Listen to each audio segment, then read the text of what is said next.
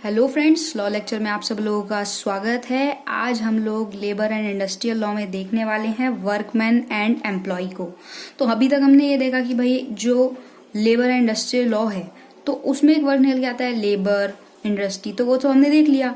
अब वर्कमैन और एम्प्लॉय क्या होता है, तो आज की हम इस वीडियो में देखने वाले हैं मीनिंग, वर्कमैन का डिफरेंस देखेंगे दोनों में, और वर्कमैन और नॉन वर्कमैन क्या होता है, टाइप्स देखेंगे, और साथ में देखेंगे कि जो वर्कमैन कंपनसेशन एक्ट बना उसका ऑब्जेक्ट क्या है। तो चलिए शुरू करते हैं। सबसे पहले अगर मीनिंग की बात करें तो वर्कमैन किसे कहते हैं, तो वर्कमैन एक तरीके से ब्लू कॉलर वर्कर होते हैं। ब्लू कॉलर वर्कर जैसे कि हमने आप इस तरीके से समझ सकते हैं कि जो कि ऑपरेट करते हैं मशीनरी या व्हीकल, ठीक है, मैनुअल लेबर जो होते हैं, तो लाइक क्लीनर्स वगैरह हो गए, कंस्ट्रक्शन साइट पे जो वर्कर्स होते हैं, जो लेबर्स होते हैं, वो वर्कमैन के अंडर में आते हैं। उसके बाद डिफरेंस क्या है बिटवीन लेबर में, वर्कमैन में और एम्प्लॉय में, तो जो एक वर्कमैन है वो सेल्फ एम्प्लॉयड और में वर्क अदर हो सकता है, और जो एम्प्लॉई है वो चाहे मेल हो चाहे फीमेल हो, who is employed by someone else.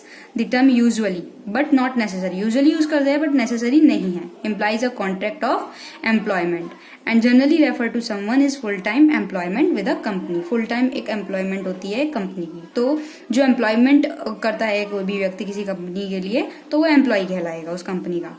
अब बात करते हैं वर्कमैन कंपनसेशन एक्ट 1923 में जो आया था उसको रिपील कर दिया गया 2010 में पार्लियामेंट के थ्रू। 1 जुलाई 1924 को एनफोर्समेंट हुआ था ये, और वर्कमैन कंपनसेशन एक्ट बना 1923 में था, एनफोर्स हुआ था 1 जुलाई 1924 में, जिसको रिपील करके 2010 में एम्प्लॉय कंपनसेशन एक्ट बन गया। तो बेसिकली जो एक्ट है कंपनसेशन का, तो वो चाहे एम्प्लॉय में हो या वर्कमैन में हो, ऑलमोस्ट सेम ही है। उसके बाद बात करते हैं वर्कमैन और नॉन वर्कमैन की। तो वर्कमैन वो व्यक्ति होता है, लाइक जो ब्लू कलर हमने पहले ही पढ़ लिया, जो कि मशीनरी करता है, व्हीकल्स वगैरह, जो मैनुअल लेबर का काम करता है, लाइक क्लीनर्स हो सकते हैं, जो कंस्ट्रक्शन साइट पे आप वर्कर देखोगे वो हो सकते हैं, तो वो वर्कमैन के अंडर में आते हैं। जबकि नॉन वर्कमैन वो व्यक्ति होते हैं जो कि व्हाइट कॉलर वर्कर्स होते हैं।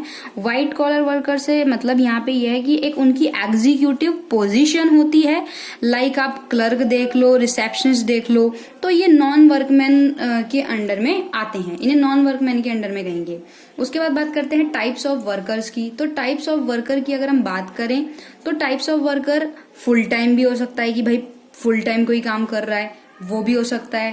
पार्ट टाइम जो काम करते हैं वो भी वर्कर होते हैं कि भाई पर्टिकुलर इतने टाइम पार्ट टाइम काम कर लिया। कैजुअल भी हो सकते हैं जो कैजुअली काम करते हैं। फिक्स टर्म भी होता है कि भाई इतने टाइम से लेके इतने टाइम तक आप काम करोगे वर्कर्स का। शिफ्ट वर्कर भी हो सकता है कि सुबह एक की शिफ्ट है, जैसे आप देख सकते हो जो कंस्ट्रक्शन साइट पे या इस तरीके से जो लेबर होते हैं, जो वर्कर्स होते हैं, शिफ्ट होती है कि भाई रात में तुम करोगे, दिन में तुम करोगे, उस तरीके से शिफ्ट टाइम भी हो सकता है। डेली भी हायर किए जाते हैं, वीकली भी।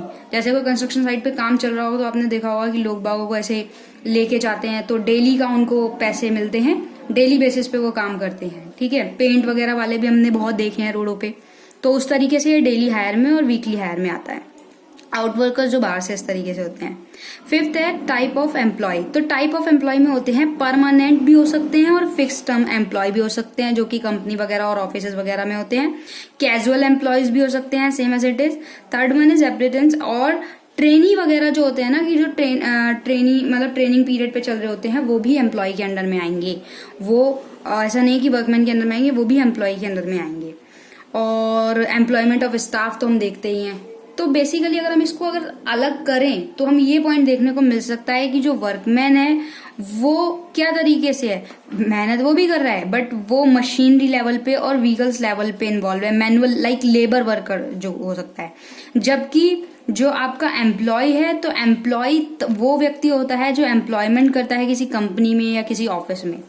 उसके बाद बात करते हैं हम ऑब्जेक्ट क्या। वर्कमैन कंपनसेशन एक्ट 1923 जो बना था उसका ऑब्जेक्ट क्या था, तो उसका मेन ऑब्जेक्ट ये था कि ये जो ऑब्जेक्ट है वो सोशल सिक्योरिटी रहेगी एम्प्लॉयज के लिए या वर्कमैन्स के लिए, एक ही बात रहेगी यहाँ पे, सेम ही चीज है।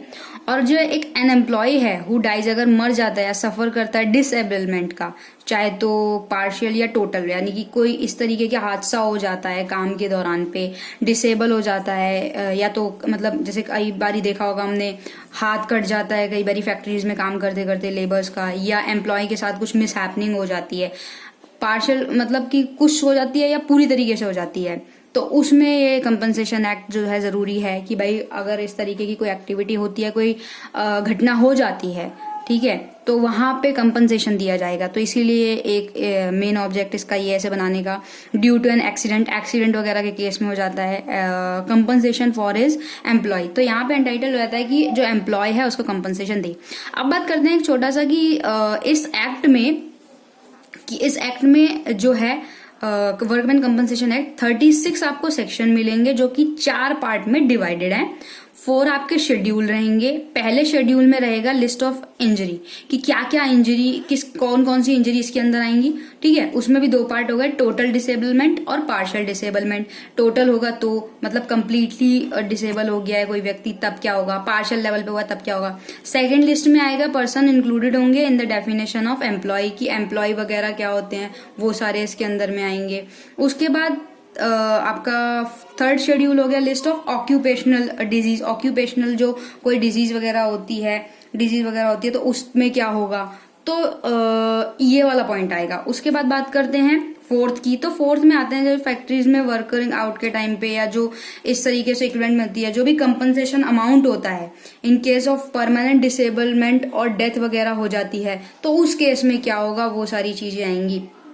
और ये जो एक्ट है वो एप्लीकेबल है कहाँ पे, वो एप्लीकेबल है जैसे लाइक आप फैक्ट्रीज में एप्लीकेबल होगा कंपनसेशन, माइंस में होगा, कंस्ट्रक्शन वर्क जो एक्सेट्रा होंगे, उन सारी जगहों पर ये एक्ट एप्लीकेबल होगा, वर्कमैन कंपनसेशन एक्ट। तो आई होप ये छोटा सा आपको टॉपिक एक कवर हो गया होगा कि वर्कमैन कंपनसेशन एक्ट का ऑब्जेक्ट क्या है, वर्कमैन क्या है, एम्प्लॉय क्या है। वीडियो पूरी देखने के लिए थैंक यू सो मच। अगर आप इस चैनल पे नए हैं तो आप चैनल को सब्सक्राइब कीजिए और बेल आइकन को भी प्रेस कर दीजिएगा और वीडियो को शेयर कीजिएगा।